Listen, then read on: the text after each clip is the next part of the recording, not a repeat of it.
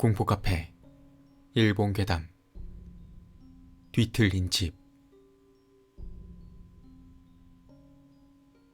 내 어머니는 외동딸로 온갖 대접을 받고 자랐었다. 철들기도 전에 결혼한 아버지와 이혼한 건 내가 초등학교 저학년 때. 나와 나이 어린 남동생과 여동생은 어머니를 따라갔다. 외갓집이 지방도시의 명문이었던 덕에 외갓집에 얹혀 살면 자유롭고 유복하게 살 수 있을 거라 생각했던 모양이다. 하지만 할머니와 할아버지는 마음대로 돌아온 어머니에게 크게 화를 냈다. 결국 채 1년도 지나지 않아 어머니는 할아버지에게 절연당했고 집에서 쫓겨났다. 그리고 얼마 지나지 않아 지역에서 그리 좋은 평가는 받지 못하던 건설회사에 다니는 아저씨와 재혼했다. 아저씨는 그야말로 벼락부자로 취미가 그리 좋지 못한 남자였다. 하지만 부모님에게 절연당하고 애가 셋 딸린 어머니에게는 최고의 남자였겠지. 한동안 호텔에서 기거하던 우리는 어머니의 재혼을 기점으로 아저씨네 집에 들어가 살게 되었다. 그 집은 무리하게 증축을 거듭한 듯 집은 컸지만 일본식 집에 조립식 가옥을 덧댄 느낌이었다. 지금 와서 생각해보면 그 집 자체가 뒤틀려 있었던 것 같아. 하지만 어린 나이라 아무것도 모르던 나와 동생들은 순진하게 집이 크다며 좋아했었다. 우리가 집에 들어오고 얼마 지나지 않아 아저씨네 아들이자 우리에겐 의붓형이 되는 사람이 집을 나갔다. 형은 우리 남매에게는 상냥했기에 우리 때문에 형이 집을 떠나는 건가 싶어 무척 미안했다. 그 후에는 별 문제 없이 우리 가족은 그 집에서 살았다. 하지만 내가 중학교 3학년이던 해 여름, 기묘한 일이 일어나기 시작했다. 가족끼리 거실에서 앉아 있을 때면 2층에서 이상한 소리가 들려오는 것이었다.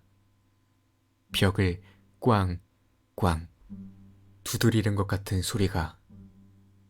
거실 바로 위에 있는 2층 방은 안에 작업 도구들이 있으니 들어가면 안 된다 라고 아저씨가 엄포를 놓았던 곳이었다.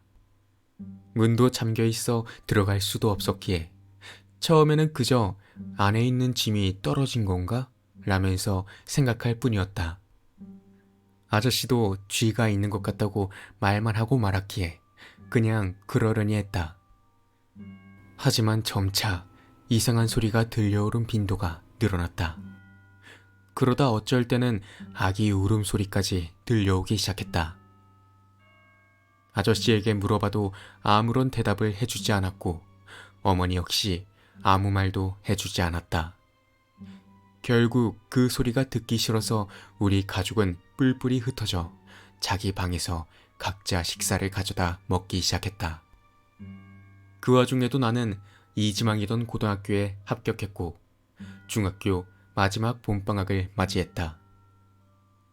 아무래도 방학이라 혼자 집에 남아 있었는데 갑자기 집을 나갔던 형이 돌아왔다. 가져갈 물건이 있어서 말이야. 나는 형에게 반년 전부터 들려오던 이상한 소리에 관해 이야기했다. 형은 가만히 내 이야기를 들어주었다.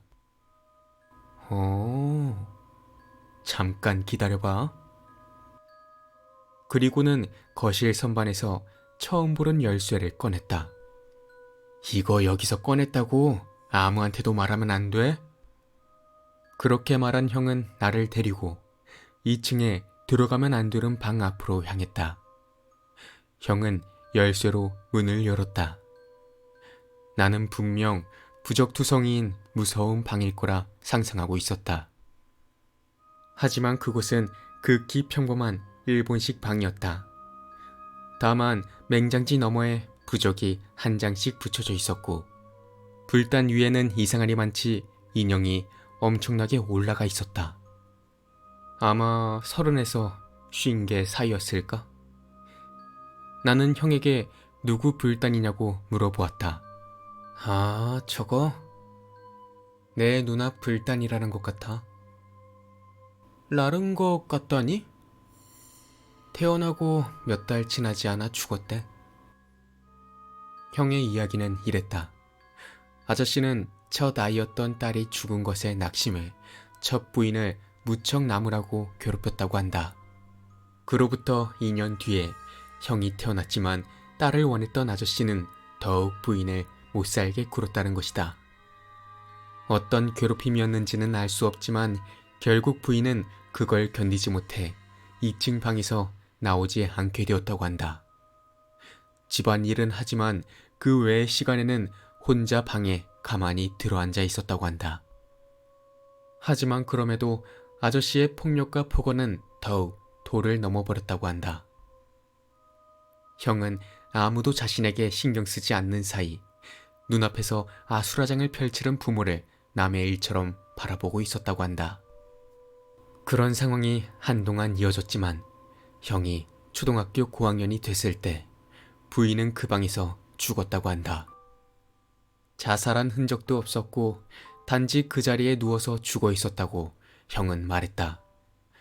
경찰에 의하면 사인은 심근경색이었다고 한다. 그 이야기를 듣자 나 스스로도 오싹함을 느꼈다. 그런 아저씨와 재혼을 한 어머니가 한심하게 느껴지기도 했지만 이런 집에 살고 싶지 않다는 생각이 강하게 들었으니 말이다. 하지만 그보다 궁금한 것은 왜 아저씨가 이 집에 아직도 살고 있는지였다. 그래서 나는 형에게 물었다. 왜 아저씨는 그런데도 이 집에서 계속 사는 거야? 이 집에서 멀어지면 엄마가 나온대. 자기 앞에 귀신이 돼서.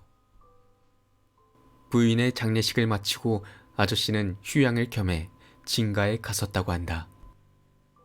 하지만 매일 밤 죽은 부인이 움직이지 않는 아이를 안고 아저씨에게 달라붙는 꿈을 꾸었다고 한다. 한밤중 몇 번이고 잠을 설치며 괴로워하는 아저씨를 보고 친척들은 지쳐있는 것 같다며 동정만 할 뿐 어떤 도움도 줄 수 없었다고 한다. 아저씨는 형에게 몇 번이고 너한테도 보이지 않느냐며 물었다지만 형에게는 보이지 않았기 때문에 그냥 애매하게 맞장구만 쳤다고 한다. 하지만 집에 돌아오니 그 꿈도 꾸지 않게 되었고 아저씨도 점점 원래대로 돌아왔다고 한다.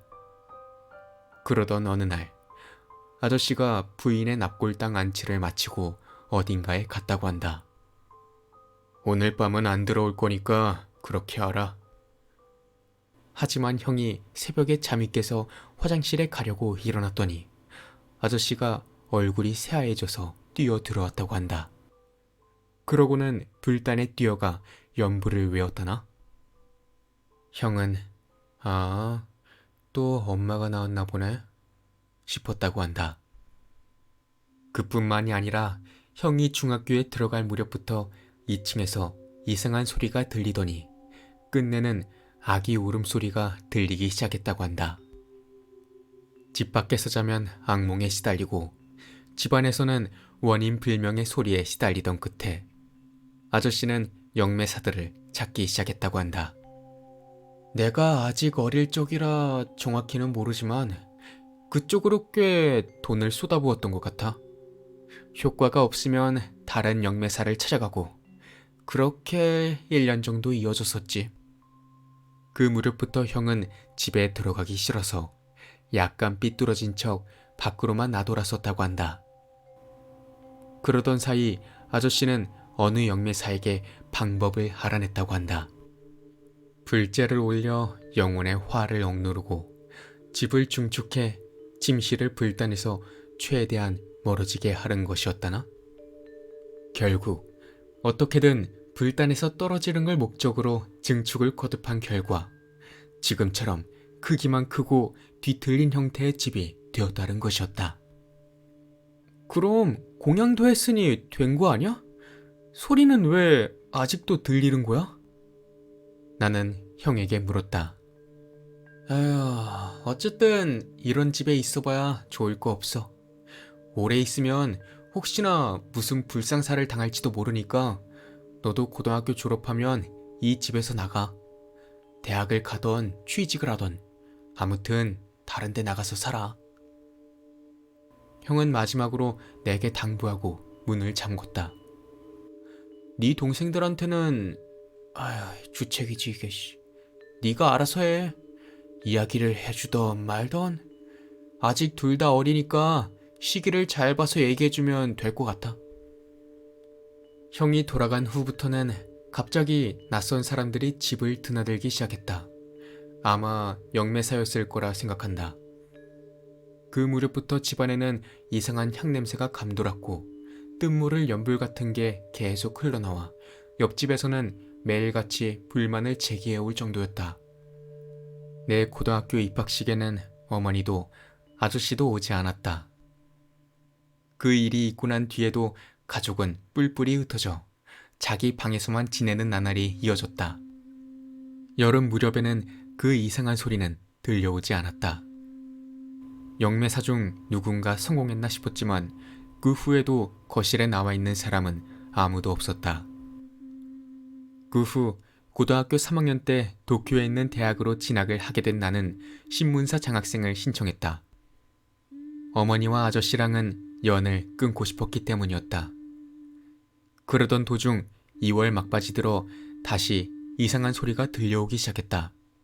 그것도 이제는 집 안에서. 나는 말할 기회가 지금밖에 없다는 생각에 졸업식 다음날 동생들에게 형한테 들은 이야기를 해줬다. 당연한 이야기지만 그날 밤 아저씨와 어머니에게는 잔뜩 야단을 맞았다. 그 무렵 형과는 연락이 끊겼던 시기라 솔직하게 형에게 들은 이야기라고 말했다. 더불어 아저씨가 어머니에게는 비밀로 했던 전처에 대한 폭력과 대학에 가면 이 집을 나갈 생각이라는 것까지. 어머니는 전처가 가정폭력을 당했던 건 몰랐던지 무척 당황을 했지만 어떻게든 나는 모든 이야기를 털어놓았다. 그 뒤 그대로 집을 나와 친구네 집에서 숙박하다 장학생에 선발되자 곧장 도쿄로 올라갔다. 그 후에 있었던 일은 남동생에게 들었다. 어머니는 할머니와 할아버지에게 용서를 구하고 집으로 돌아갔다고 한다. 이혼 신고서만 던져놓고 집으로 돌아와 가업을 돕고 있다나? 두 동생들은 어머니를 따라 외갓집에서 살고 있다고 한다. 다만 아저씨는 어머니가 던져놓은 이혼 신고서를 제출하지 않아 남동생이 뒤처리를 하느라 땀 좀 뺐다고 한다. 나는 대학에 들어갈 무렵 선배에게 도움을 받아 아저씨네 호적을 지울 수 있었고 지금은 친아버지 성을 따라 평범히 살고 있다. 이제 와서 새삼 이 이야기를 늘어놓게 된 건 외할아버지가 얼마 전에 돌아가셔서 장례식에 참석하러 갔다가 아저씨가 그 집 불단에서 자살했다는 소식을 접해서다. 우리 가족은 그 집에서 도망갔으니 소식이 늦을 수밖에. 과연 아저씨는 혼자 남겨진 뒤에 그 집에서 어떻게 살고 있었던 걸까?